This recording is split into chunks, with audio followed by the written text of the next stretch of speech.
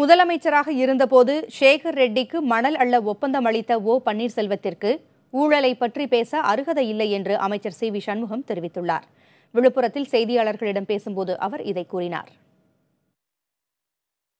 இன்றைக்கு ஓபிஎஸ் அவர்கள் அவர் பொதுப்பணித்துறை அமைச்சராக இருந்து அவர் முதலமைச்சராக இருக்கின்ற போதுதான் இன்றைக்கு பல கோடி ரூபாயை சிபிஐயால் கைப்பற்றப்பட்டு கைது செய்யப்பட்டிருக்கின்ற அந்த சேகர் ரெட்டியை இந்த தமிழ்நாட்டுக்கு அறிமுகப்படுத்தி அவருக்கு இந்த மணல் வியாபாரத்தை செய்வதற்கு இவர் பொதுப்பணித்துறை அமைச்சராக இருக்கும்போது தான் அவருக்கு ஒப்பந்தத்தை கொடுத்து அதை மேற்பார்வையிட்டு நடைபெற்றது.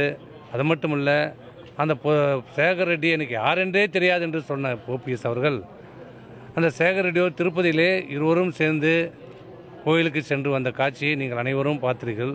அப்படிப்பட்ட ஓபிஎஸ் அவர்களுக்கு ஊழலை பற்றி பேசுவதற்கு எந்த அருகதையும் இல்லை என்பதை தெரிவித்துக் கொள்கிறேன்.